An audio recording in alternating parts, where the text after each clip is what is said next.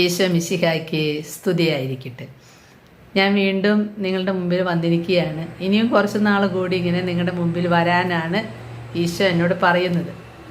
ഞാൻ ഹോസ്പിറ്റലിൽ വെച്ച് ഈശോയുടെ ഒരു മെസ്സേജ് കിട്ടിയപ്പോൾ ഞാനത് ലോകത്തോട് പറയണോ എന്ന് ചോദിച്ചപ്പോൾ പറയണമെന്ന് പറഞ്ഞതുകൊണ്ടാണ് ഞാനത് പറഞ്ഞത്. പലരും എന്നോട് ചോദിച്ചു, അർച്ചിച്ച് എന്താണ് ഇങ്ങനെ പറയാനുണ്ടായിട്ടുള്ള ആദ്യത്തെ പ്രചോദനം? എൻ്റെ ലൈഫിനെ കുറിച്ച് ഞാൻ നിങ്ങളോട് പലവട്ടം പങ്കുവെച്ചിട്ടുണ്ട്. ആദ്യമായി ദർശനം കിട്ടുന്നത്, ശുദ്ധീകര ആത്മാവിനെ കാണുന്നത് 30 വർഷങ്ങൾക്ക് മുമ്പ്. പിന്നീട് ആ ആൾ ഹോസ്പിറ്റലായിരിക്കുമ്പോഴാണ് കാണുന്നത്. പക്ഷേ എനിക്ക് കണ്ട സമയത്ത് ആ ആൾ മരിച്ചിരുന്നു. അതിനുശേഷം പിന്നെ 2000 ഞാൻ സഹനത്തിൻ്റെ തീച്ചുളയിൽ പോയി ആത്മഹത്യ ചെയ്യാൻ പോയതും, അപ്പോഴാണ് ഡോറ് തുറക്കുമ്പോൾ പിതാവിൻ്റെ സ്വരം കേട്ടതും, ജെറമിയ 29:11 എൻ്റെ ചുമരുമേൽ തെളിഞ്ഞു വന്നതും, I have a plan and project about you, not for your ham but for your hopeful future എന്ന്. എനിക്ക് അന്ന് അതിൻ്റെ ഒന്നും അർത്ഥം അറിയില്ല. ഞാൻ വലിയ പ്രാർത്ഥനക്കാരിയല്ലായിരുന്നു. അതുകൊണ്ട് തന്നെ എന്ത് പ്ലാൻ? ജീവിതമാണെങ്കിൽ ഭയങ്കര ദുസ്സഹം. അങ്ങനെയാണ് ഞാൻ മുന്നോട്ട് പോയത്. പിന്നീട് ഞാൻ പറഞ്ഞു, പോട്ടയിൽ വെച്ചൊരു സ്വരം കേട്ടതും പിന്നെ വ്യാഖ്യാനത്തിൻ്റെ ഒരു കൃപ തന്നു എന്ന് എനിക്ക് തോന്നിയത്, ഇതൊക്കെ 25 വർഷം മുൻപാണ്. പക്ഷേ അതിന് മുൻപേ തന്നെ ഈശോ എന്നെ എന്തിനൊക്കെയോ വേണ്ടി തിരഞ്ഞെടുത്തു എന്നാണ് ഇപ്പോൾ എനിക്ക് മനസ്സിലാകുന്നത്. ആ ഒരു ചെറിയ കാര്യം പങ്കുവെച്ചിട്ടാണ് എന്തുകൊണ്ടാണ് ഈ അവസാന കാലത്തെക്കുറിച്ച് നിങ്ങളോട് ഞാൻ ഈ വയ്യായയിലും പറയുന്നത് എന്ന് മനസ്സിലാക്കി തരാനാണ്. വർഷങ്ങൾക്ക് മുൻപ് അന്ന് എൻ്റെ മകന് അവൻ LKGയിൽ പോവാണ്. ഇന്ന് 35 വയസ്സുണ്ട്. എനിക്ക് തോന്നുന്ന ഒരു 31 വർഷം മുൻപ് LKG പോകുന്ന കുട്ടിക്ക് മുട്ട പൊരിച്ചുകൊണ്ടിരിക്കുമ്പോൾ, ഇത് ഞാൻ നിങ്ങളോട് പറഞ്ഞിട്ടുണ്ടോ എന്ന് എനിക്ക് ഓർമ്മയില്ല. പൊരിച്ചുകൊണ്ടിരിക്കുന്ന സമയത്ത് ഞാൻ പെട്ടെന്നൊരു കാഴ്ച കാണാണ്. ഒരു 35 വയസ്സുള്ളൊരു പെണ്ണ് ചെരുപ്പ് വെച്ചിട്ടുണ്ട്, പുഴയിൽ 2 കുട്ടികളെയും കൊണ്ട് പോകുന്നു. ഇത് ഞാൻ എങ്ങനെയാണ് കാണുന്നത്, എന്താണിതെന്ന് അന്നൊന്നും അറിയില്ല. കാരണം വിവാഹം കഴിഞ്ഞു, എനിക്കൊരു കൊച്ചുണ്ടായി, വളരെ പ്രതിസന്ധികൾ നിറഞ്ഞൊരു ജീവിതം. അതുകൊണ്ട് ഇതൊന്നും എൻ്റെ മൈൻഡിലില്ല. അപ്പം അതുകൊണ്ട് ഞാനിങ്ങനെ ബ്രേക്ക്ഫാസ്റ്റ്, കുട്ടിക്ക് ടെമ്പോ വരാറായി, അവന് മുട്ട പൊരിച്ച് കൊടുക്കാൻ നിൽക്കുന്ന സമയത്ത് ഞാനിങ്ങനെ കാണണേ. ഇതെങ്ങനെയാണ് കാണണേന്ന് എനിക്കും അറിഞ്ഞുകൂടാ. അങ്ങനെ ടിഫിനൊക്കെ ശരിയാക്കിയപ്പോൾ ഞാൻ എൻ്റെ ജീവിത പങ്കാളി പേപ്പർ വായിക്കുമ്പോൾ അദ്ദേഹത്തോട് പറഞ്ഞു, ഒരു പെണ്ണ് ഇങ്ങനെ തന്നെയാണ് പറഞ്ഞത്, നാടൻ ഭാഷയിൽ. ഒരു പെണ്ണ് ചെരുപ്പ് ഉരിച്ച് പുഴയിൽ പോണു. അപ്പോൾ അവർ ചോദിച്ചു, നീ ഇതെങ്ങനെയാണ് കാണണേ? എങ്ങനെയോ അങ്ങനെ പോകുന്നതായിട്ട് എനിക്ക് കാണുന്നുണ്ട്, 2 കുട്ടികളും ഉണ്ടെന്നാണ്. ആള് അത് മൈൻഡൊന്നും ചെയ്തില്ല. ആള് പേപ്പർ വായിച്ചു. പിറ്റത്തെ ദിവസം പേപ്പർ വന്നപ്പോഴാണ് അറിയുന്നത്, ഞങ്ങളുടെ അടുത്തുള്ള പുഴയിൽ തന്നെ ഒരു പെണ്ണ് 35 വയസ്സുള്ള ഒരാൾ 2 കുട്ടികളെയും കൊണ്ട് പോയതും മരിച്ചത്. അപ്പോഴാണ് ഇവർ ശ്രദ്ധിക്കാൻ തുടങ്ങുന്നത്. എൻ്റെ ജീവിത പങ്കാളി പറഞ്ഞു, നീയല്ലേ ഇത് പറഞ്ഞത് ഇങ്ങനെ കണ്ടു എന്ന്. അപ്പം നീ ഇതെങ്ങനെയാണ് ഇത് കണ്ടേ? ഞാൻ കണ്ടത് എന്താണെന്ന് എനിക്കറിയില്ല, എങ്ങനെയാണെന്നും അറിയില്ല, ഞാനിങ്ങനെ കണ്ടു. അപ്പോൾ അത് കഴിഞ്ഞു. അപ്പോൾ തോന്നി ഇത് വെറുതെ ഒരു കാണലല്ലല്ലോ എന്ന്. അത് കഴിഞ്ഞ് പിന്നീട് ഇങ്ങനെ കുറേ കാണലുകൾ വന്നപ്പോൾ കാണാൻ തുടങ്ങിയപ്പോൾ ഇതൊക്കെ എഴുതി വെക്കാൻ തുടങ്ങി. അതൊക്കെ സംഭവിക്കുന്നതായിട്ട് മനസ്സിലായി. അപ്പോഴും ഞാനിതിനെക്കുറിച്ച് ബോധവതിയല്ല, ഞാനിത് മൈൻഡേ ചെയ്യുന്നില്ല. അങ്ങനെയാണ് പിന്നീട് ഈ മാതാവിൻ്റെ സ്റ്റാച്ചു ഡിവൈൻ ധ്യാന കേന്ദ്രത്തിൽ കാണുന്നതും പ്രാർത്ഥനയൊക്കെ തുടങ്ങുന്നതും. അപ്പോൾ എനിക്ക് പണ്ടേ ഒരു സ്വഭാവമുണ്ട്, ഈ കാണുന്ന കാര്യങ്ങളും ഏത് പുസ്തകം വായിച്ചാലും, ധാരാളം പുസ്തകങ്ങൾ 17 വയസ്സ് തൊട്ട് ഞാൻ വായിച്ചിട്ടുണ്ട്. ലൈബ്രറികൾ മുഴുവൻ കഴിഞ്ഞിട്ടുണ്ട്. പക്ഷെ വായിക്കുമ്പോൾ വായിച്ച് തള്ളാറില്ല. എല്ലാം എഴുതി നോട്ടെടുക്കുന്ന സ്വഭാവം പണ്ടുണ്ട്. പഠിക്കുന്ന സമയത്ത് അങ്ങനെ തന്നെയാണ്. ഞാനിതൊക്കെ എഴുതി വെക്കാൻ തുടങ്ങി. ഇങ്ങനെ ഞാൻ കണ്ടു, ഇങ്ങനെ സംഭവിച്ചു, പിറ്റേ ദിവസം എന്നൊക്കെ. ആരോടും ഷെയർ ചെയ്തിട്ടില്ല. അന്ന് കരിസ്മാറ്റിക് ഒന്നും ഇല്ല കേട്ടോ. അങ്ങനെ ഞാൻ പ്രാർത്ഥന തുടങ്ങിയതിന് ശേഷമാണ് വീണ്ടും ഇതുപോലൊരു സംഭവം ഉണ്ടാവുന്നത്. ഞങ്ങളുടെ വീടിൻ്റെ അടുത്ത് 4-5 വീടപ്പുറം ഒരു വീട്ടിൽ ഒരു മകനും ആ മകൻ്റെ കുട്ടിയും, ഞാൻ KTSM പഠിപ്പിക്കുന്ന കുട്ടിയാണ്, ഇവിടെ വെച്ച് ബസ് ഇടിച്ച് മരിച്ചു. 2 പേരും, അപ്പനും മകളും മരിച്ചു. അങ്ങനെ അവരുടെ 41ൻ്റെ ഉടനെ അവരുടെ മറ്റൊരു മകൻ ഗൾഫിൽ നിന്ന് വന്നിട്ടുണ്ട്. അവരാണ് എൻ്റെ വീടിനടുത്ത് താമസിക്കുന്നത്. എനിക്കിതൊന്നും അറിയില്ല. അന്ന് ഇങ്ങനെ അയൽപ്പക്കാരായിട്ട് കണക്ഷനൊന്നുമില്ല. അങ്ങനെ ഞാൻ ഒരു ദിവസം ബൈക്കിൽ പോകുന്ന സമയത്ത്, അപ്പോൾ ഈ 41ൻ്റെ ഇടയിലാണ്, ബൈക്കിൽ പോകുന്ന സമയത്ത് എന്നോട് ബൈക്കിലിരുന്ന് പറയാണ്, ഇവനും ഇപ്പം മരിക്കും. അപ്പോൾ കഷ്ടമായി അല്ലേ? അപ്പം ഞാൻ ചോദിക്കാൻ, 3 ആളാണ് ഒരു വീട്ടിൽ മരിക്കണേ. അപ്പോൾ ഞാൻ അയ്യോ അത് ആരിത് എന്നോട് സംസാരിക്കുന്നത്. അപ്പോൾ ഞാൻ പറഞ്ഞൊരു നല്ല സംസാരമല്ലല്ലോ, ഇയാൾ മരിക്കുന്നൊക്കെ പറയാൻ, ഇയാൾ ആരാ എവിടെ എനിക്കൊന്നും അറിയില്ല. ഞാൻ എന്നിട്ട് ബൈക്കിന്മേലിത് പറഞ്ഞു, അതെ ഇവിടുത്തെ ആളും മരിക്കുന്നു പറയണ്ട, അവൻ്റെ അനിയനും കുട്ടിയല്ലേ മരിച്ചത്, ഈ മരിക്കുമ്പോൾ എന്താ ഉണ്ടാവുക. അപ്പം ഞാൻ തന്നെ ചോദിക്കാം, അയ്യോ അപ്പോൾ അവരുടെ ഭാര്യയ്ക്കത് സഹിക്കാൻ പറ്റുമോ?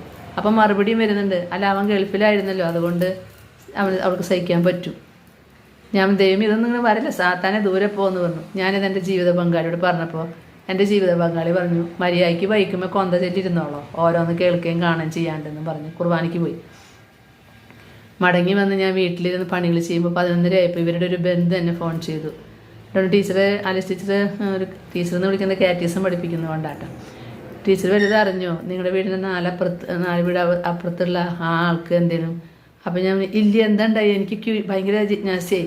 അപ്പം പറഞ്ഞു അവർ ഗൾഫിലാന്നല്ല പറഞ്ഞു, അതെ അനിയൻ്റെയും കുട്ടിയുടെയും 41-നായിട്ട് ഇവിടെ വന്നിട്ടുണ്ട്, പക്ഷെ ഇപ്പോൾ ടൗണിൽ കടയിൽ മരിച്ചു കിടക്കുന്നു എന്നാണ് പറയണേന്ന് പറഞ്ഞു.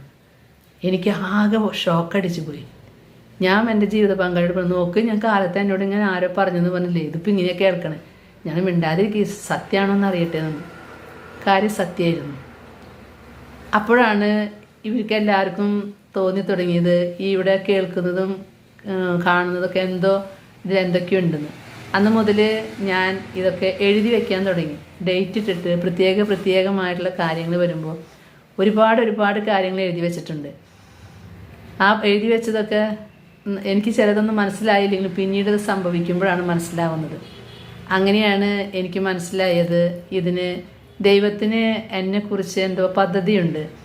അതുകൊണ്ടാണ് എനിക്കൊരിക്കലും ഭൗതികമായ നന്മകളൊന്നും കിട്ടാതെ ഞാൻ വലഞ്ഞു പോകുന്നതും എന്നെ സഹനത്തിലൂടെ ഇങ്ങനെ ഒരുക്കി എടുത്ത് കൊണ്ടുവരുന്നതൊക്കെ പിന്നീടാണ് എനിക്ക് മനസ്സിലായത്. ഇപ്പോഴാണ് എനിക്ക് മനസ്സിലാവുന്നത്. അന്ന് 25 വർഷം മുൻപ് ജെറമിയ 29:11 എഴുതി കാണിച്ചതിൻ്റെ അർത്ഥം എനിക്കിപ്പോഴാണ്, ക്യാൻസറൊക്കെ വന്നതിന് ശേഷം ഇപ്പോൾ എന്നോട് ഈശോ ഓരോ കാര്യങ്ങൾ എടുത്തു നോക്കാൻ പറയുമ്പോഴാണ് സഹോദരങ്ങളെ ഞാൻ മനസ്സിലാക്കുന്നത്, ഇത് ലോകത്തിനോട് പറയാനാണ് ഈശോ മുന്നേ ഇതുപോലെയുള്ള അനുഭവങ്ങൾ തന്നു വെച്ചിരിക്കുന്നതെന്ന്.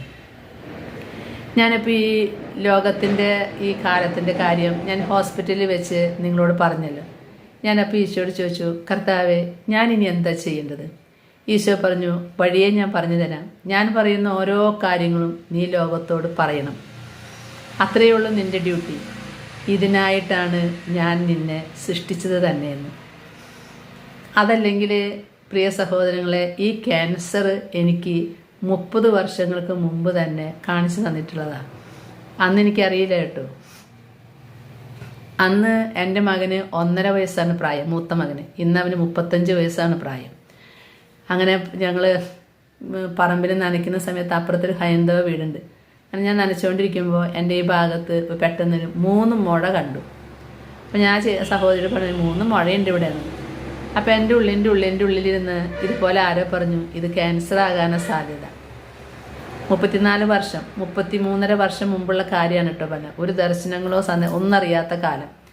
ഞാൻ ആ ചേച്ചിയോട് പറഞ്ഞു, ചേച്ചി ഞാനിങ്ങനെ എനിക്ക് തോന്നുന്നുണ്ട്. അപ്പോൾ അവർ പറഞ്ഞു, അയ്യോ ആലിസ് വേഗം പോയിട്ട് ടെസ്റ്റ് ചെയ്യുന്നു പറഞ്ഞു. ഞാനൊന്നും ടെസ്റ്റ് ചെയ്യില്ല. എന്നാലും ഞാൻ പോയി ജൂബിലി മിഷനിൽ. അവിടെ ഞാനൊരു ആളെ കണ്ടു, ഡോക്ടറെ കണ്ടു. അപ്പോൾ പറഞ്ഞു, ഇത് ടെസ്റ്റ് ചെയ്യണം എന്ന് പറഞ്ഞു. ശരി എന്ന് പറഞ്ഞു. സാമ്പത്തികം 1 രൂപ പോലും കയ്യിലില്ലാത്ത സമയം ഞാനിങ്ങോട്ട് പോന്നു. ഞാൻ ഈശോയോട് പറഞ്ഞു, കർത്താവേ നീയാണ് എന്നെ കല്യാണം കഴിപ്പിച്ചത്, ഞാൻ കന്യാസ്ത്രീയാവാന്ന് പറഞ്ഞ ആളാണ്, എനിക്ക് അതേ ഇഷ്ടമുള്ളൂ, നീ എന്നെ കല്യാണം കഴിപ്പിച്ചു നിർബന്ധിച്ച്. എനിക്കിപ്പോൾ ഒരു കുട്ടി ഉണ്ടായി. ഈ കുട്ടിക്ക് ഞാനാണ് അമ്മ എന്ന് തിരിച്ചറിയുന്നതിനേക്കാൾ മുൻപ് നീ എന്നെ എടുക്കുന്നത് എന്തിനാ? ഞാൻ നിന്നോട് ഒന്നും ഇതുവരെ ചോദിച്ചിട്ടില്ല. പക്ഷേ എൻ്റെ കുട്ടിക്ക്, അന്നൊരു കുട്ടിയുള്ളൂ, എൻ്റെ കുട്ടിക്ക് ഞാനാണ് അമ്മ എന്ന് തിരിച്ചറിയണം. എന്നിട്ട് ഞാൻ 3 ദിവസം ജലപാനം കഴിക്കാതെ ഉപവസിച്ചു. അന്ന് ആരോഗ്യമുണ്ടല്ലോ. 3-ാമത്തെ ദിവസം ഈ മുഴ 3ഉം അപ്രത്യക്ഷമായി. ഇതൊന്നും എൻ്റെ വീട്ടുകാർക്ക് പോലും ഇപ്പോഴും അറിയില്ല. അപ്പോൾ ഞാൻ അന്ന് ഈശോയോട് പറഞ്ഞപ്പോൾ ഈശോ പറഞ്ഞു, തക്ക സമയത്ത് ഇത് വീണ്ടും വരും കേട്ടോ. ഞാൻ പറഞ്ഞു, ശരി, എൻ്റെ മോന് എൻ്റെ മനസ്സിലായതിന് ശേഷം അത് വന്നോട്ടെ, ഞാൻ നിൻ്റെ അടുത്തേക്ക് വരാം. പക്ഷെ ഇപ്പോൾ ശരിയാവില്ല. ഞാൻ ആഗ്രഹിക്കാത്തൊരു ജീവിതം തന്നിട്ട് ഇങ്ങനെ കൊണ്ടുപോയാൽ ചില സമയത്ത് അങ്ങനെയാണ്, കർത്താവ് പറഞ്ഞാൽ കേൾക്കും. പ്രിയ കൂട്ടുകാരെ, അങ്ങനെ 33.5 വർഷം മുൻപ് കാണിച്ചു തന്ന ആ ക്യാൻസറിൻ്റെ അണു ഇത്രയും വർഷം കർത്താവ് പിടിച്ചു വെച്ചതാണെന്നാണ് ഞാൻ വിശ്വസിക്കുന്നത്. അതിനുശേഷം രണ്ടാമത്തെ മോനുണ്ടായി, അവൻ അച്ഛനായി. ഞങ്ങളുടെ ഇടവകയിൽ ഒരു അച്ഛനായിട്ട് ആദ്യമായിട്ട്. ഇപ്പോഴും ഒരു സെമിനാരി കുട്ടി പോലും അവിടെ ഇല്ല, ഈ അച്ഛൻ മാത്രമേ ഉള്ളൂ. ഇതൊക്കെയായിരിക്കും ദൈവത്തിൻ്റെ പദ്ധതി. ഈ സഹനത്തിൻ്റെ പിന്നിലെ കർത്താവിൻ്റെ ഉദ്ദേശം അതായിരിക്കാം എന്ന് ഞാൻ അന്ന് വിശ്വസിച്ചു. ഇപ്പോൾ ഞാൻ ഓർക്കുകയാണ്, ഇത്രയും വർഷങ്ങൾക്ക് മുമ്പ് കർത്താവ് എനിക്കിത് കാണിച്ചു തന്നിട്ടുണ്ടല്ലോ. ഇപ്പോൾ എൻ്റെ അമ്മയാണ്, അവൻ്റെ അമ്മ ഞാനാണെന്നല്ല, ഇപ്പം അമ്മാമ്മയായി. ഇനി എനിക്ക് എന്താ പോകുന്നതുകൊണ്ട് കുഴപ്പം? ഞാൻ റെഡിയാണ് ഈശോയെ. പക്ഷേ ഈശോ പറഞ്ഞല്ല, കുറച്ചും കൂടി കാര്യങ്ങൾ നിന്നെ കൂടെ എനിക്ക് ലോകത്തിന് അറിയിക്കാനുണ്ട്. ഞാൻ റെഡിയാണ്. ആരോഗ്യമുള്ള കാലം വരെ നീ എന്താണ് പറയാൻ പറയുന്നത് ഞാനത് പറയാം. അത് കഴിഞ്ഞാൽ ഞാൻ നിൻ്റെ സന്നിധിയിലേക്ക് വരാൻ റെഡിയായിട്ടിരിക്കുകയായിരുന്നു. ഇപ്പോൾ എനിക്ക് തോന്നുന്നു കർത്താവ് ഓരോ കാലങ്ങളിലും കാണിച്ചു തന്നത് ഡേറ്റ് ഇട്ട് എഴുതി വെച്ച സംഭവങ്ങളൊക്കെ വന്നുകൊണ്ടിരിക്കുന്നുണ്ട്. അന്നൊന്നും ഞാനിത് ആരോടും പറയാറില്ല, ഇതൊക്കെ പറഞ്ഞ് ആരെ വിശ്വസിക്കാൻ. ഇപ്പോൾ ഞാൻ ഇങ്ങനെ പ്രാർത്ഥിച്ചുകൊണ്ടിരിക്കുമ്പോൾ ഈശോ പറഞ്ഞു, നിൻ്റെ ഡയറി എടുക്കാൻ പറഞ്ഞു. ഞാൻ എൻ്റെ ഡയറി എടുത്തു. എന്നോട് പറഞ്ഞു, കാലാകാലങ്ങളിൽ ഞാൻ നിനക്ക് തന്ന സന്ദേശങ്ങൾ ഡേറ്റ് നോക്കാൻ. അപ്പോൾ കല്യാണം കഴിഞ്ഞ് 3 വർഷമുള്ളപ്പോഴാണ് ദർശനങ്ങൾ കിട്ടുന്നത്, മനസ്സിലാവണമെന്നില്ല. 2000-ലാണ് എനിക്ക് സഹനമുണ്ടെന്ന് മുൻകൂട്ടി പറയുന്നതും പിന്നെ ഞാൻ ആത്മഹത്യ ചെയ്യാൻ പോകുന്നതും. അതിനെ ഓവർകം ചെയ്യാനാണ് ഡിവൈനിൽ പോകുന്നതും പരിശുദ്ധ ഫാത്തിമ മാതാവിനെ കാണുന്നതും ഇവിടെ വന്ന് അച്ഛൻ രൂപം തരുന്നതും. അതെൻ്റെ 25-ാം വാർഷികമാണ് ആഘോഷിച്ചത്. അപ്പോൾ 2000-ലാണ് ആദ്യം ശരിയായിട്ടുള്ള ദർശനമാണെന്ന് മനസ്സിലാക്കി കിട്ടുന്നത്. 2000-ൽ ദർശനം കിട്ടിയിട്ട് 2012-ലാണ് ജീവിത പങ്കാളിക്ക് ക്യാൻസർ വരുന്നത്, റോസാ മിസ്റ്റിക്ക മാതാവ് വരുന്നത്. 2000-ൽ ആ ദർശനം കിട്ടി. പിന്നെ ഞാൻ ആദ്യമായിട്ട് ഞാൻ ലോകത്ത് ഒറ്റപ്പെട്ടു എന്ന് തോന്നിയ നിമിഷത്തിലാണ് പിതാവായ ദൈവത്തിൻ്റെ സ്വരം ഞാൻ കേട്ടതും കൃത്യമായി കേട്ടത്. പിന്നീട് ഒരിക്കലും ഞാൻ പിതാവിൻ്റെ സ്വരം കേട്ടിട്ടില്ല. പിന്നെ ഈശോയുടെ സ്വരങ്ങളാണ് കേൾക്കുന്നത്. അന്നാണ് ഞാൻ മനസ്സിലാക്കിയത്, ഞാൻ എന്തുമാത്രം സഹനത്തിലൂടെ പോകുമ്പോഴും എന്നെ വാച്ച് ചെയ്യുന്ന 2 കണ്ണുകൾ എൻ്റെ പിന്നാലെയുണ്ട്. അല്ലെങ്കിൽ ആ രാത്രി സമയത്ത് ഞാൻ ആത്മഹത്യക്കായിട്ട് ഡോറ് തുറക്കുമ്പോൾ, നിനക്ക് നിന്നെ വേണ്ടെങ്കിലും എനിക്ക് നിന്നെ വേണം, കാരണം ഞാനാണ് നിൻ്റെ സൃഷ്ടാവ് എന്ന് പറയാൻ ഒരു ദൈവം എന്നെ നോക്കിയിരിക്കുന്നുണ്ട് എന്ന് എനിക്ക് അന്ന് തൊട്ട് മനസ്സിലായിട്ടുണ്ട്. ആ സ്വരം കേട്ടതിൽ പിന്നെ എനിക്കൊരിക്കലും നിരാശ വന്നിട്ടില്ല. വളരെയേറെ പ്രതിസന്ധികളിൽ കൂടെ ഞാൻ കടന്നു പോയിട്ടുണ്ട്. നിരാശ വന്നിട്ടില്ല, കാരണം എല്ലാം ഒരു ദൈവം കാണുന്നുണ്ടല്ലോ. അങ്ങനെ 2000-ൽ കിട്ടിയ ദർശനം കഴിഞ്ഞ് പിന്നെ ഞാൻ വീണ്ടും ഒറ്റപ്പെടുന്നത് ഈ 2015-ലാണ്. ആ 2000-ൽ ഞാൻ ഒറ്റപ്പെട്ടത് മാനസികമായും ശാരീരികമായും തളർന്നു പോയിരുന്നു. പക്ഷേ 2015-ൽ അത്ര തളർച്ചയൊന്നുമില്ല. എൻ്റെ മകൻ ഗൾഫിലായി. ഞങ്ങളുടെ വീട് പണി നടക്കുമ്പോൾ ഞാൻ 9 മണിക്കൂർ എൻ്റെ വീട്ടിൽ ഒരു റൂമിൽ കഴിയേണ്ടതായിട്ട് വന്നു. വീട് പൊളിച്ചിട്ട് കാണാൻ ആ പ്രശ്നം കാണും. ഈ 9 മണിക്കൂർ എനിക്ക് ഇതിൻ്റെ ഉള്ളിൽ നിന്ന് പുറത്ത് കിടക്കാൻ പറ്റിയിട്ടില്ല. അപ്പം ഞാനിതൊക്കെ ഡയറിയും കൊണ്ടാണ് പോയത്. എപ്പോഴും ഉണ്ടാവും എൻ്റെ കയ്യിൽ എൻ്റെ പേഴ്സണൽ ഡയറി. ഞാനിങ്ങനെ എഴുതി വയ്ക്കുന്നത്, എൻ്റെ റൂമാണല്ലോ. അപ്പം ഞാൻ അതിൽ എഴുതി വെച്ചിട്ടുണ്ട്, 2015 ഞാൻ ആ റൂമിൽ ഒറ്റപ്പെട്ടിരിക്കുമ്പോൾ ഈശോ എന്നെ പറഞ്ഞു, വെളിപാടെടുക്ക്. അങ്ങനെയാണ് ഞാൻ നിങ്ങളോട് പറഞ്ഞല്ലോ 2015 ഈശോ ഒരു മെസ്സേജ് തന്നിരുന്നു. അങ്ങനെ ഈശോ പറഞ്ഞു, നിനക്ക് ഞാനൊരു കാര്യം കാണിച്ചു തരാമെന്ന്. അപ്പോൾ 2015 വർഷങ്ങൾക്ക് ശേഷമാണ് അടുത്ത ഒരു എഴുതി വെച്ചു. ഈ 1000 + 33 അതാണ് അന്നും തന്നത്. പിന്നെ കുറേ കാര്യങ്ങൾ പറഞ്ഞു, അതൊക്കെ ഞാൻ എഴുതി വെച്ചു. ഒന്നും പറയണ്ട എന്ന് പറഞ്ഞു, ഇത് മനസ്സിലാക്കിയിരുന്നാൽ മതിയെന്നു. ഈ 2015 കഴിഞ്ഞു. പിന്നെ എന്നോട് പറയാൻ പറയുന്നത് ഇപ്പോഴാണ്, ആശുപത്രിയിൽ വെച്ച് 2025 10 വർഷം കഴിഞ്ഞിട്ട് ഇത് നീ പറയണമെന്നുള്ളത്. അതിനിടയിൽ മറ്റൊരു കാര്യം കൂടെ സംഭവിച്ചു. എന്നോട് വീണ്ടും ഈശോ പറഞ്ഞു, നീ നിൻ്റെ ഡയറി എടുത്ത് നോക്ക്. എനിക്കൊരു പേടിയായിരുന്നു ഇതൊക്കെ പറയാം. കർത്താവ്, ഇത് ഞാനൊരു അൽമായെത്തി വെറുതെ ഞാൻ കണ്ട കാഴ്ചകൾ പറയുന്നതിന് എന്താ ആധികാരികത? വെളിപാടും ബൈബിളൊക്കെ അച്ഛന്മാരല്ലേ പഠിപ്പിക്കുക. ഈശോ പറഞ്ഞു, നിന്നോട് ആരാ ബൈബിൾ പഠിപ്പിക്കാൻ പറഞ്ഞേ? നീ ഇന്നുവരെ ബൈബിളൊന്നും പഠിപ്പിച്ചിട്ടില്ല, നീ കണ്ട കാര്യങ്ങളല്ലേ പറയുന്നുള്ളൂ.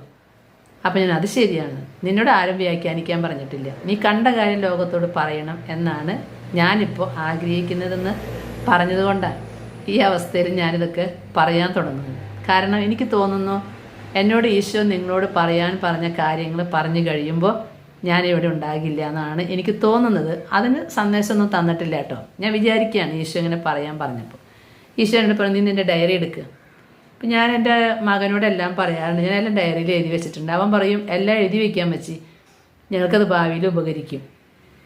അങ്ങനെ അവനുള്ളപ്പോൾ തന്നെയാണ് ഞാൻ ഈ ഡയറി എൻ്റെ ആ റൂമൊക്കെ ഒന്ന് ഒതുക്കാൻ, മരണത്തിൻ്റെ അവസ്ഥ വന്നപ്പോൾ ഞാൻ അതൊക്കെ ഒന്ന് ഒതുക്കി വെക്കാമെന്ന് വെച്ചു, ഇവരൊക്കെ ഏൽപ്പിക്കാൻ വേണ്ടിയിട്ട്. ഇന്നിന്ന പുസ്തകങ്ങൾ ഇന്നിന്ന കാര്യങ്ങളുണ്ട് കേട്ടോ, അമ്മച്ചിയുടെ ജീവിതമൊക്കെ ഇവിടെ ഉണ്ടെന്ന് പറഞ്ഞേൽപ്പിക്കാം. അങ്ങനെ വന്നപ്പോഴാണ് ഞാൻ കാണുന്നത് 2025 2014 എനിക്കൊരു ദർശനം കിട്ടിയിട്ടുള്ളത് ഇവിടെ എഴുതി വെച്ചിട്ടുണ്ട്. ഇത് ഞാൻ പോലും ഓർത്തിട്ടില്ല. ഞാൻ നോക്കുമോനെ ഇവിടെ ഒരു ദർശനം ഇങ്ങനെ എഴുതി വെച്ചേക്കണം. ഈ ദർശനത്തിൽ പറഞ്ഞിട്ടുണ്ട് ഞാനൊരു മരണത്തിൻ്റെ അവസ്ഥയെ കൂടെ കടന്നു പോകുമെന്ന്. എൻ്റെ ബോഡി കൊണ്ടുവന്നതും പോസ്റ്റ്മോർട്ടം ചെയ്തു, അതിനൊക്കെ വ്യാഖ്യാനങ്ങളുണ്ടായിരുന്നു, പക്ഷെ എനിക്കറിയില്ല. ഞാനത് എഴുതി വെച്ചിട്ടുണ്ട്. ദർശനം ഇങ്ങനെയായിരുന്നു, ഞാൻ സോഫയിൽ കിടക്കുന്നു, അവിടെ വെച്ച് മരിക്കുന്നു, എൻ്റെ ബോഡി കൊണ്ടുപോകുന്നു, പോസ്റ്റ്മോർട്ടം ചെയ്യുന്നു, കല്ലറയിലേക്ക് എടുക്കുന്നു, അവിടെ വെച്ച് ജീവൻ തിരിച്ചു കിട്ടുന്നു, പിന്നെ എല്ലാവരും സംസാരിക്കുന്നു. ഞാൻ പിന്നെ വന്നതൊരു പുതിയ വ്യക്തിയായിട്ടാണ്. എനിക്കൊന്നും മനസ്സിലായില്ല, ഞാനത് എഴുതി വെച്ചു. പക്ഷേ ഈ ഡയറിയിൽ എഴുതി വെച്ചിട്ടുണ്ട്, വ്യാഖ്യാനം എനിക്ക് മനസ്സിലായിട്ടില്ല. അടുത്ത ദിവസം എൻ്റെ മകൻ ജോലി സ്ഥലത്ത് നിന്ന് എന്നെ വിളിച്ചു പറഞ്ഞിട്ടുണ്ട്, അമ്മച്ചി ഞാൻ ഇന്നലെ ഒരു സ്വപ്നം കണ്ടു, അമ്മച്ചി മരിച്ചു കിടക്കുന്നു. അപ്പം ഇതൊക്കെ എൻ്റെ ഡയറിയിൽ എഴുതി വെച്ചിട്ടുള്ളതാണ്. ഞാൻ പറഞ്ഞു, മോനെ ഞാനും ഇന്നലെ ഒരു സ്വപ്നം കണ്ടുകൂടാ ഇങ്ങനെ, പക്ഷെ പോസ്റ്റ്മോർട്ടം ചെയ്തിട്ട് കൊണ്ടുപോയിട്ട് ഞാൻ രണ്ടാമത് എഴുന്നേറ്റു എന്ന്. ഇപ്പം ഇന്ന് ഈ ദിവസങ്ങളിൽ ഈശോ ഇത് എടുത്തു നോക്കാൻ പറഞ്ഞപ്പോൾ ഞാൻ എന്തായിരുന്നു അതിൻ്റെ അർത്ഥം? ഈശോ പറഞ്ഞു, 11 വർഷം മുമ്പ് നിനക്ക് ഞാൻ നിൻ്റെ മരണത്തെക്കുറിച്ച് പറഞ്ഞതാണ്. നിന്നെ കുറേ പ്രാവശ്യം മരിപ്പിക്കാൻ പാമ്പ് നോക്കിയിട്ടുണ്ട്, അത് ഞാൻ മരിപ്പിച്ചില്ല. നിനക്ക് തന്നെ രോഗം തരാമെന്ന് വെച്ചു, നിന്നെക്കുറിച്ചുള്ള പദ്ധതി മനസ്സിലാക്കി തരാനാണ്. 11 വർഷം മുമ്പ് നീ സോഫയിൽ കിടന്ന് മരിച്ചു എന്ന് കണ്ടില്ലേ? ശരിയാണ്. പ്രിയ സഹോദരങ്ങളെ, എനിക്ക് ക്യാൻസർ അറിയാതെ ട്യൂമർ എൻ്റെ ഉള്ളിലിരുന്ന് ബ്ലീഡ് ചെയ്യുമ്പോൾ ശരീരം കുഴയുക, അതായിരുന്നു എൻ്റെ ലക്ഷണം. ഞാൻ ബാത്റൂമിൽ നിന്ന് വരുമ്പോഴാണ് കുഴഞ്ഞു വീഴുന്നത്. ഞാൻ കിടന്നത് ആ സോഫയിലാണ്. ഇപ്പോഴാണ് ഞാനിത് ഓർക്കുന്നത്. ആ സോഫയിൽ നിന്നാണ് സന്ദേശം തന്ന് രാജഗിരി ഹോസ്പിറ്റലിൽ കൊണ്ടുപോകുന്നത്. അപ്പോൾ അത് പോസ്റ്റ്മോർട്ടത്തിന് പോയി കൊണ്ടുപോയതായിരിക്കാം. അത് കഴിഞ്ഞു അവിടെ നിന്ന് ഞാൻ തിരിച്ചു വന്നു. എൻ്റെ കല്ലറയിലേക്കുള്ള സമയമായിരുന്നത്, പക്ഷേ ഈശോ അതെടുത്തു മാറ്റി. പിന്നീടൊരു സ്വർഗീയ ദർശനം തന്നു. ഈശോ ഒരു പുതിയ വ്യക്തിയാക്കാൻ ശ്രമിക്കുന്നു എന്നെനിക്ക് തോന്നുന്നു. വിശുദ്ധിയുള്ളൊരു വ്യക്തിയാകണം എന്നാണ് എൻ്റെ ആഗ്രഹം. പക്ഷേ ഈ ലോകത്ത് ജീവിക്കുന്നിടത്തോളം കാലം അത് പറ്റില്ല എന്ന് എനിക്ക് മനസ്സിലായിട്ടുണ്ട്. അതുകൊണ്ട് തന്നെയാണ് ഈ ലോകത്തിന് എത്രയും വേഗം പോകണം എന്ന് ഞാൻ ഈശോയോട് വാശി പിടിക്കുന്നു. പക്ഷേ എല്ലാം ഈശോയുടെ പദ്ധതി പ്രകാരം നടക്കുകയുള്ളൂ. അങ്ങനെ ഞാൻ വീണ്ടും തിരിച്ചു വന്നിരിക്കുകയാണ്. അപ്പോഴെനിക്ക് മനസ്സിലായി, ചിലതൊക്കെ ഈശോ പ്രതീകങ്ങളിൽ കൂടിയാണ് തന്നത്. പ്രതീകങ്ങളിൽ കൂടെ തന്നതൊന്നും എനിക്ക് മനസ്സിലായിട്ടില്ല താനും. കറക്റ്റ് പറഞ്ഞു തന്നത് മാത്രമേ മനസ്സിലായിട്ടുള്ളൂ. ഞാനിത് എഴുതി വെച്ചത് കൊണ്ടാണ് എനിക്ക് മനസ്സിലായത്, എനിക്ക് ഇപ്പോൾ ദൈവം എന്നോട് പറയുന്ന കാര്യങ്ങൾ തീർച്ചയായിട്ടും ഞാൻ ലോകത്തോട് പറയണം. അത് ഞാനാണ് പറയേണ്ടത്. അതാണ് ഈശോ ഇത്രയും എന്നെ കൃത്യമായിട്ട് എഴുതി വെച്ചത്. ഇതൊക്കെ ഈ ക്യാൻസർ വന്നതിന് ശേഷം ഞാൻ ഇതൊക്കെ പൊടി തട്ടിയെടുത്തപ്പോഴാണ് ഇത്ര വലിയ സത്യങ്ങൾ എനിക്ക് മുന്നേ അറിയിച്ചിട്ടുണ്ട്. ഒരിക്കൽ ഞാൻ വേളാങ്കണ്ണിയിൽ ആദ്യത്തെ സുനാമിക്ക് മുമ്പ് 2 ആഴ്ച മുമ്പ് ഞാൻ വേളാങ്കണ്ണി ടൂർ പോകുന്ന പരിപാടി ഉണ്ടായിരുന്നു. പോയി ഹോട്ടലിൻ്റെ മുമ്പിൽ എല്ലാവരും ഭക്ഷണത്തിന് ഇറങ്ങി, ഞാൻ ഇറങ്ങിയില്ല, ബസ്സിൽ കിടന്നു. ആ സമയത്ത് ഞാൻ കണ്ടു വേളാങ്കണ്ണി മാതാവിൻ്റെ രൂപം പള്ളിയൊക്കെ വെള്ളത്തിൽ കിടന്ന് ആടണു. അപ്പം ഞാൻ അവളോട് പറഞ്ഞത്, എന്ത് മാതാവിൻ്റെ രൂപമൊക്കെ വെള്ളത്തിൽ കിടന്ന് ആടണേ? വ്യാഖ്യാനം മനസ്സിലായില്ല. അവിടുന്ന് വന്നു, തിരിച്ചു വന്നു. ഒരാഴ്ച കഴിഞ്ഞപ്പോഴാണ് അവിടെ സുനാമി വരുന്നത്. അപ്പോൾ ഇതുപോലെ കുറേ കാര്യങ്ങൾ കാണിച്ചു തന്നിട്ടുണ്ട് സഹോദരങ്ങളൊന്നും മനസ്സിലായിട്ടില്ല. അത് വേണമെങ്കിൽ മനസ്സിലാകണ്ടെന്നാകാം ഈശോ വിചാരിച്ചത്.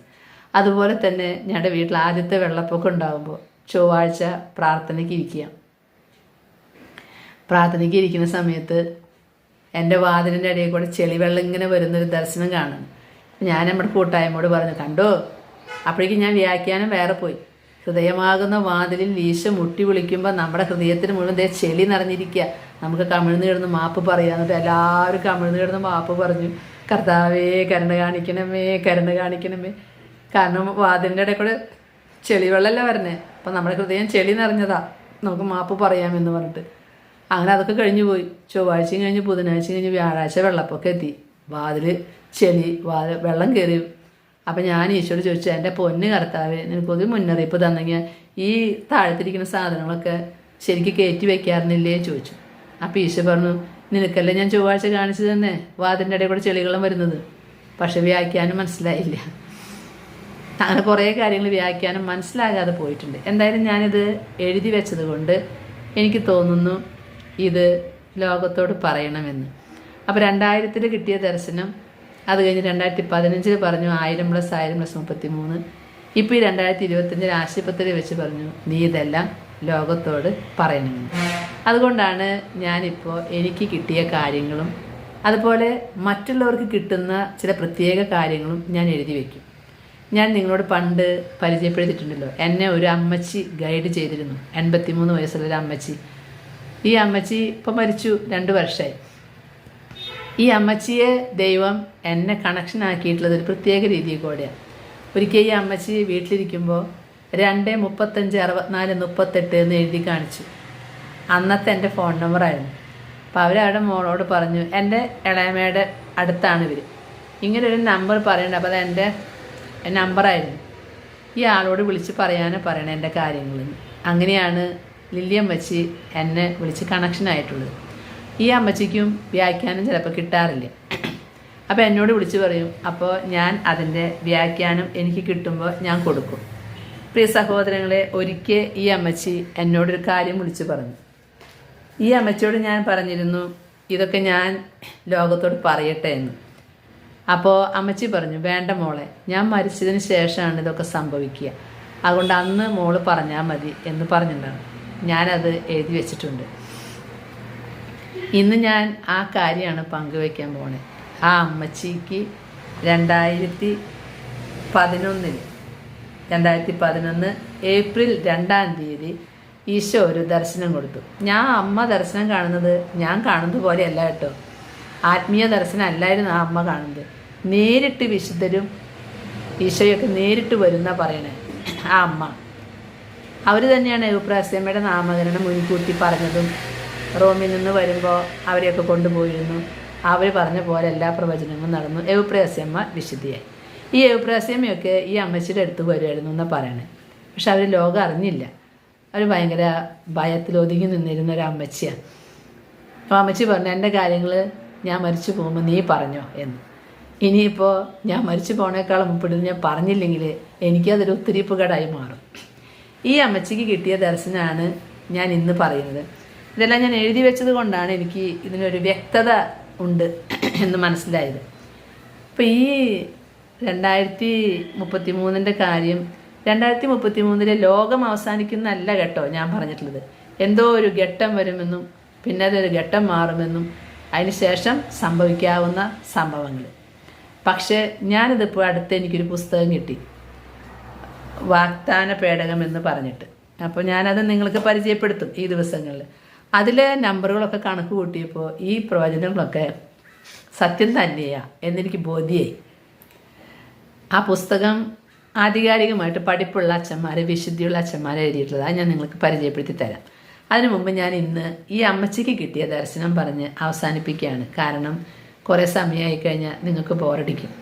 2011 ഏപ്രിൽ 2 ഇങ്ങനൊരു ഡയറിയിലാണ് ഞാനിത് എഴുതി വെച്ചിട്ടുള്ളത്. എനിക്ക് ക്യാൻസർ വന്ന് മരിക്കുമെന്ന് തോന്നിയപ്പോൾ എൻ്റെ ഡയറികളൊക്കെ എടുത്ത് പൊടി തട്ടി എൻ്റെ മക്കളെ ഏൽപ്പിക്കാൻ വേണ്ടി എടുത്തപ്പോൾ കണ്ടതാണിത്. 2011 ഏപ്രിൽ 2-ാം തീയതി ഈ ചേച്ചി എന്നെ വിളിച്ചു പറഞ്ഞു രാവിലെ 3 മണിക്ക്. ചേച്ചിയല്ല, അമ്മാമ്മ, 83 വയസ്സാണ്. ഞങ്ങൾ ചേച്ചിന്ന് വിളിക്കാനില്ലേ ചേച്ചി. രാവിലെ 3 മണിക്ക് ഒരാൾ വന്ന് ഈ അമ്മച്ചിയോട് പറഞ്ഞു, മനുഷ്യരക്ഷയിൽ സ്ത്രീയുടെ പങ്ക് നിനക്കറിയുമോ എന്ന്. ലില്ലിയമ്മച്ചിക്കുണ്ടോ ഇങ്ങനെ വലിയ വലിയ കാര്യങ്ങളൊക്കെ ചോദിച്ചു കഴിഞ്ഞാൽ? അമ്മച്ചി പറഞ്ഞു, നീ എന്നിട്ട് ചോദിക്കണേ, നീ ആരാ ചോദിച്ചു. അപ്പം അദ്ദേഹം പറഞ്ഞു എന്നാ പറയണേ, 41 വർഷം തികയുമ്പോൾ എല്ലാം കഴിയും എന്ന്. ഞാനത് എഴുതി വെച്ചിരിക്കുക. എൻ്റെ ദർശനമല്ല കേട്ടോ, ആ മരിച്ചുപോയ അമ്മച്ചി. അങ്ങനെ ആ അമ്മച്ചി കണ്ട കാഴ്ചകൾ എന്നോട് പറഞ്ഞിരുന്നു.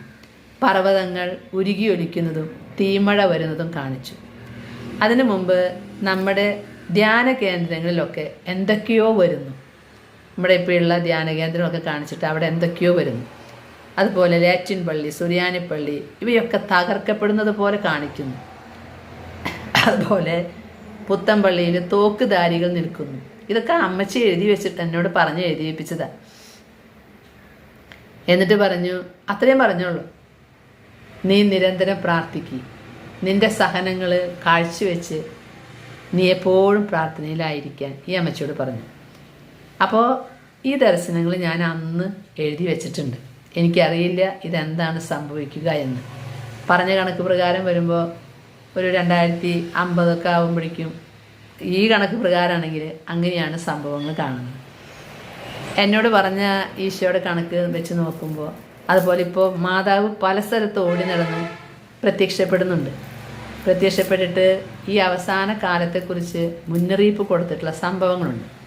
അതെല്ലാം ക്രോഡീകരിച്ച് ഓരോ പ്രത്യക്ഷീകരണത്തിൽ എന്താണ് പറഞ്ഞിരിക്കുന്നത് എന്നത് ഞാൻ കൂട്ടി യോജിപ്പിച്ചപ്പോൾ ഇതെല്ലാം ഒക്കെ ഒത്തുവരുന്നതായിട്ട് തോന്നി. അപ്പോഴാണ് എനിക്ക് മനസ്സിലായത് ഇത് പറയേണ്ട സമയമായിട്ടുണ്ടാകാം. അതാണ് ഈശോ ഇങ്ങനെ ഓരോരുത്തരെയും കൂടെ പറയുന്നത്. ഈശോ പ്രത്യേകിച്ച് എന്നോട് പറഞ്ഞു, നീ ഈ പറയുന്നത് ഒരിക്കലും ബൈബിൾ വ്യാഖ്യാനമല്ല. ഞാൻ ഒരിക്കലും ബൈബിളിൻ്റെ വചനമെടുത്ത് ലോകത്തിന് വ്യാഖ്യാനിച്ചു കൊടുക്കാൻ ആളല്ല. ഞാനൊരു ദൈവശാസ്ത്രജ്ഞ പണ്ഡിതയൊന്നല്ല, ഞാനൊരു പുരോഹിതനല്ല. അതൊക്കെ പുരോഹിതന്മാർ ചെയ്യും. ഇത് എനിക്ക് കിട്ടിയ കാര്യങ്ങൾ ഞാൻ സിമ്പിളായിട്ട് എനിക്ക് എഴുതി വെച്ച കാര്യങ്ങളൊക്കെ നിങ്ങളോട് പങ്കുവെക്കുന്നേ എന്നേ ഉള്ളൂ. ഞാനിത് ഈ ആശുപത്രി കിടക്കയിൽ വെച്ചിട്ട് ഞാൻ ഈശോയോട് പറഞ്ഞു, ഇനി ഞങ്ങൾ എന്താ ചെയ്യണ്ടേ എന്ന് ചോദിച്ചു. അപ്പോൾ ആശുപത്രിയിൽ വെച്ച് ഈശോ പറഞ്ഞല്ലോ, ഇങ്ങനെയൊക്കെ പറയുന്ന അവസാന നാളുകളായി എല്ലാവരും മാനസാന്തരപ്പെടാനാണ് പറയുന്നത്. അതുപോലെ ലോകത്തിൻ്റെ പാപങ്ങൾക്ക് പരിഹാരം ചെയ്യുക, മാനസാന്തരപ്പെടുക, പരിശുദ്ധ കുർബാന യോഗ്യതയോടെ സ്വീകരിക്കുക, പരിഹാരം ചെയ്യുക, ജപമാല ചെയ്യുക, ഇതൊക്കെയാണ് പറഞ്ഞത്. ഞാൻ എന്നാലും ഈശോയോട് ചോദിച്ചു, കർത്താവേ ഞാൻ എന്താണ് ചെയ്യേണ്ടത് ഇതിന്? ഈശോ അപ്പോൾ ഒരു സന്ദേശം എനിക്ക് തന്നു. യോഹന്നാൻ്റെ സുവിശേഷം 15-ാം അധ്യായം 11 മുതൽ 17 വരെ വായിക്കാൻ പറഞ്ഞു. ഞാനതെടുത്ത് വായിച്ചു. കർത്താവ് പറഞ്ഞു, ഒരൊറ്റ കാര്യം മാത്രമേ എല്ലാവരും ചെയ്യണ്ടൂ. ഞാൻ നിങ്ങളെ സ്നേഹിച്ചതുപോലെ നിങ്ങളും പരസ്പരം സ്നേഹിച്ചാൽ മതി. ഈ ആപത്ത് ഒരു പക്ഷേ ഒഴിയാം, അല്ലെങ്കിൽ നശിച്ചു പോകുന്നവരുടെ എണ്ണം കുറയാം. കർത്താവ് പറഞ്ഞു, ഒറ്റ മരുന്നേ ഉള്ളൂ ഇതിന്, എളിമപ്പെടുക, ദൈവത്തിൻ്റെ മുമ്പിൽ എളിമപ്പെടുക. ഘോര മ്ലേച്ഛകരമായ പാപങ്ങൾ മൂലം ലോകം മുഴുവൻ അശുദ്ധി നിറഞ്ഞു. ഇതെല്ലാം ഫാത്തിമയിലും മക്കിത്തായാലും ഗരബന്താലും എല്ലാം പറയുന്നത് ഇതാണ്. ലോകം അശുദ്ധകരമായ പാപം മൂലം നിറഞ്ഞു. എന്തുകൊണ്ടാണ്? ഈ 1000 വർഷത്തേക്ക് സാത്താനെ അഴിച്ചുവിട്ടിരിക്കുക. അവനോട് ഫൈറ്റ് ചെയ്യണമെങ്കിൽ സ്നേഹം, എളിമ, വിശുദ്ധി, വിശ്വാസം, സഹനം വേണം. എന്നിട്ട് വേണം ഈ ഫൈറ്റിങ്ങിന് നമ്മൾ ജയിക്കാൻ. അത് ജയിക്കാത്തത് കൊണ്ട് അവൻ മനുഷ്യരിൽ ആവസിച്ച് പല വൃത്തികേടുകളും കാണിച്ചുകൊണ്ടിരിക്കുക. ഏറ്റവും അധികം അവൻ സമർപ്പിതരെയാണ് അവൻ്റെ വലയിൽ വീഴ്ത്തുന്നത്. അവർ മൂലമായിരിക്കണം ഇത് തകർച്ച ഉണ്ടാകണം എന്ന് അവന് നിർബന്ധമുള്ളത് പോലെയാണ്. അതുകൊണ്ട് ഈശോ പറഞ്ഞു, മോളെ, ഓരോരുത്തരും പരസ്പരം സ്നേഹിച്ചാൽ മതി, ഓരോരുത്തരും ദൈവത്തിൻ്റെ മുമ്പിൽ മാപ്പ് പറഞ്ഞാൽ മതി. അതുകൊണ്ട് ഇതാണ് നീ ചെയ്യേണ്ടത്. സ്നേഹിക്കുക, സ്നേഹിക്കാൻ കഴിയാത്തവർക്ക് വേണ്ടി പ്രാർത്ഥിക്കുക, നിന്നോട് പറഞ്ഞ കാര്യങ്ങൾ നീ പങ്കുവെക്കുക. ഞാൻ അടുത്ത ഓരോ പങ്കുവെക്കലുകളിലും ഈശോ എന്നോട് 1 by 1 ആയിട്ട് ചെയ്യാൻ പറഞ്ഞ കാര്യങ്ങളാണ് ഇനി പറയാൻ പോകുന്നത്. ഇന്ന് ഞാൻ ഇതിവിടെ അവസാനിപ്പിക്കുകയാണ്. പ്രിയ സഹോദരങ്ങളെ, പരിശുദ്ധ അമ്മ പല സ്ഥലങ്ങളിലും പ്രത്യക്ഷപ്പെട്ടിട്ട് ഈ വരാൻ പോകുന്ന ഭീകര കാര്യങ്ങളെക്കുറിച്ച് മുന്നറിയിപ്പ് കൊടുത്തിട്ടുണ്ട്. കൊറോണയുടെ വരവ് തന്നെ ഈ ഒരു മുന്നോടിയായിരുന്നു. നമുക്കറിയാലോ, 2020 ഈസ്റ്ററിന് 740 കോടിയോളമുള്ള ജനത്തെ ഒന്നടങ്കം ബാധിച്ചതായിരുന്നു ഈ കൊറോണ. നമ്മുടെ ഈസ്റ്ററും പെസഹാവ്യാഴമൊക്കെ എന്തായിരുന്നു? ഇതെന്തിനു വേണ്ടിയാണ് ഈശോ ഈ ഒരു ദുരന്തം? അതൊരു മുന്നറിയിപ്പാണ്. ആരും ശ്രദ്ധിച്ചിട്ടില്ല. കർത്താവിൻ്റെ 2ാം വരവ് അടുത്തെത്തിയിരിക്കുന്നു എന്നാണ് ഇതിൻ്റെ മുന്നറിയിപ്പ്. ഇതിനോട് അനുബന്ധിച്ച് ഇതൊരു പുസ്തകം, ഇത് ഫാദർ ഷാജൻ തേർമഠം അച്ഛൻ എഴുതിയിട്ടുള്ളൊരു പുസ്തകമാണ്, വാഗ്ദാന പേടകം എന്ന് പറയുന്ന പുസ്തകം. ഇത് യാദൃശ്ചികമായിട്ട് ഈശോ ഒരാളെ കൊണ്ട് എനിക്ക് തന്നതാണ്. എന്നിട്ട് പറഞ്ഞു, ഇതിലുണ്ട് എല്ലാ കാര്യങ്ങളും. ആ അച്ഛൻ കഷ്ടപ്പെട്ടിരുന്ന് ധ്യാനിച്ച് എഴുതിയിട്ടുള്ളൊരു പുസ്തകമാണ്. ഓരോ പ്രത്യക്ഷീകരണങ്ങളിലും എന്താണ് ഉണ്ടാവുക? ഈശോയുടെ അവസാനത്തെ ലോകത്തിൻ്റെ അവസാന കാലഘട്ടത്തിലും രണ്ടാം വരവിനോടനുബന്ധിച്ചും പരിശുദ്ധ അമ്മ പല സ്ഥലത്തും കൊടുത്തിട്ടുള്ള പ്രത്യക്ഷപ്പെടലുകളും അവിടെയൊക്കെ കൊടുത്ത സന്ദേശങ്ങളുമാണ് അച്ഛൻ ക്രോഡീകരിച്ചിട്ട് ഈ പുസ്തകത്തിൽ എഴുതിയിട്ട്. ചിലപ്പോൾ ഒരുപക്ഷെ നിങ്ങളുടെ കയ്യിൽ ഈ പുസ്തകം ഉണ്ടാകാം. ഞാൻ ഇന്നുവരെ അത് കണ്ടിട്ടില്ല, ഇപ്പോഴാണ് കണ്ടത്. അതുകൊണ്ട് എനിക്ക് തോന്നി ഈ പുസ്തകത്തിനെ കുറിച്ച് നിങ്ങളോട് പറയണം. അപ്പോൾ പിന്നെ എൻ്റെ ഭാരം അധികമാവില്ല. ഇത് വായിച്ചാൽ നിങ്ങൾക്കും ഏകദേശം മനസ്സിലാകും കാര്യങ്ങളുടെ പോക്ക് എന്താണെന്ന്. കാരണം ഈ ഒരു സംഭവം എത്രയോ വർഷങ്ങൾക്ക് മുമ്പ് അമ്മ പ്രവചിച്ചിട്ടുണ്ടെന്നറിയോ? ഫാത്തിമയിലാണല്ലോ മാതാവിൻ്റെ ഇങ്ങനെ മുന്നറിയിപ്പുള്ള പ്രത്യക്ഷീകരണങ്ങളൊക്കെ ഉണ്ടെന്ന് നമ്മൾ മനസ്സിലാക്കിയിട്ടുള്ളത്. അതിനേക്കാൾ എത്രയോ വർഷങ്ങൾക്ക് മുൻപ് അമ്മ ഓരോ സ്ഥലങ്ങളിൽ പ്രത്യക്ഷപ്പെട്ട് ഇതിനെക്കുറിച്ച് പറഞ്ഞിട്ടുണ്ട്. ഇന്നത്തെ ഒരു സാങ്കേതിക കാര്യങ്ങൾ അന്നില്ലാത്ത അവസ്ഥ 400 വർഷങ്ങൾക്ക് മുമ്പ് ഫാത്തിമയിൽ പ്രത്യക്ഷപ്പെടുന്ന 400 വർഷം മുമ്പ് അക്കിത്തായിലും അതുപോലെ തന്നെ ഗരബന്താള് ഇതൊക്കെ ഈ പ്രത്യക്ഷീകരണത്തിൽ മാതാവ് കൊടുത്ത സന്ദേശങ്ങൾ വ്യക്തമായിട്ട് പറയുന്നുണ്ട്. അന്നൊക്കെ ആ സന്ദേശങ്ങൾ മൂടി വെച്ചപ്പോൾ പറയണ്ടെന്ന് പറഞ്ഞു. കാരണം അത് അവരുടെ കാലഘട്ടത്തിലേക്കുള്ളതല്ലായിരുന്നു. ഇപ്പോഴാണ് ഇതിൻ്റെ കാലഘട്ടം. പ്രിയ സഹോദരങ്ങളെ, ഞാൻ അടുത്ത ഷെയറിങ്ങിൽ ഈ പുസ്തകത്തിലെ ഓരോ പ്രത്യക്ഷീകരണങ്ങളും അതിൻ്റെ സന്ദേശങ്ങളും അതിൻ്റെ ഡേറ്റുകളൊക്കെ നിങ്ങൾക്ക് പങ്കുവെച്ച് തരാം. കഴിയുമെങ്കിൽ ഇതൊക്കെ ഈ ഒരു പുസ്തകം വാങ്ങി വെക്കുന്നത് നല്ലതാണ്. ഇല്ലെങ്കിൽ ഈ പറയുന്ന കാര്യങ്ങളൊക്കെ എഴുതിയെടുക്കുന്നതും നല്ലതാണ്. അല്ലെങ്കിൽ ഈശോ ഒരു മുന്നറിയിപ്പ് കൂടെ തന്നിട്ടുണ്ട്. നമുക്ക് ഈ കാര്യങ്ങളൊന്നും യൂട്യൂബിൽ പോലും കിട്ടാൻ പാടില്ലാത്ത അവസ്ഥയിലേക്ക് കാര്യങ്ങൾ പോകും. അങ്ങനെ വരുമ്പോൾ എങ്ങനെയോ നമ്മൾ നമ്മുടേതായിട്ട് കാര്യങ്ങൾ അത് പെൻഡ്രൈവിലോ എങ്കിലും ആക്കി സൂക്ഷിച്ച് വെക്കണമെന്നാണ് പറയുന്നത്. അല്ലെങ്കിൽ നമ്മുടെ വീട്ടിലുണ്ടായിരിക്കണം ഈ കാര്യങ്ങൾ. അപ്പോൾ നമുക്കിതിൻ്റെ വ്യക്തത മനസ്സിലാക്കാം, അതനുസരിച്ച് പ്രാർത്ഥിക്കാം, ഒരുങ്ങാം. ഈശോ നമ്മോട് പറയുന്നത് അത്രയേ ഉള്ളൂ: സ്നേഹിക്കുക, പരസ്പരം സ്നേഹിക്കുക. പരിശുദ്ധ കുർബാന, അമ്മ തരുന്ന ആയുധം ജപമാലയും കുർബാനയുമാണ്. അതുകൊണ്ട് ഈ ജപമാല കുറയ്ക്കുന്ന എന്തൊക്കെ ബാക്കിയുള്ള കാര്യങ്ങളിലേക്ക് നിങ്ങൾ ശ്രദ്ധ കൊടുക്കാതെ പരിശുദ്ധ കുർബാന, പരിശുദ്ധ ജപമാല, സഹനങ്ങൾ, അനുദിന ജീവിതത്തിലെ സഹനം, അതാണ് എന്നോട് ഈശോ എടുത്ത് പറയുന്നത്. അനുദിനുണ്ടാകുന്ന സഹനങ്ങൾ, മറ്റുള്ളവരിൽ നിന്നുള്ള വേദന, സമൂഹ ജീവിതമായാലും കുടുംബജീവിതമായാലും എല്ലായിടത്തും പാരവെപ്പ്, ഞാൻ വലുതാവണം, എനിക്ക് സ്ഥാനം കിട്ടണം, പൈസ കുന്നുകൂട്ടണം, ഫേമസ് ആവണം, ഇതൊക്കെയാണ് ഇന്നത്തെ ലക്ഷ്യം. അതിനു വേണ്ടി അവരധ്വാനിക്കുമ്പോൾ കൂടെയുള്ളവർ കിടന്ന് ഞെരുങ്ങും. ആ ഞെരുക്കം നമുക്ക് ലോകത്തിൻ്റെ പാപത്തിന് പരിഹാരമായിട്ട് കാഴ്ചവെക്കാം. പാപികൾക്ക് മാനസാന്തരം ഉണ്ടാകാൻ കാഴ്ചവെക്കാം. ശുദ്ധീകര ആത്മാക്കൾക്ക് വേണ്ടി, എല്ലാത്തിലും ഉപരി സമർപ്പിത മക്കൾക്ക് വേണ്ടി. ഇതാണ് എന്നോട് പറയുന്നത്. അടുത്ത പങ്കുവെക്കലിൽ ഞാൻ ഈ പുസ്തകത്തിലെ ഓരോരോ അധ്യായങ്ങൾ നിങ്ങൾക്ക് മനസ്സിലാക്കി തരാം. അപ്പോൾ അറിയാം നമ്മൾ അവസാനത്തിൻ്റെ വക്കിലെത്തിയിട്ടുണ്ടെന്ന്. ദൈവം നമ്മെ അനുഗ്രഹിക്കട്ടെ. ആമേൻ.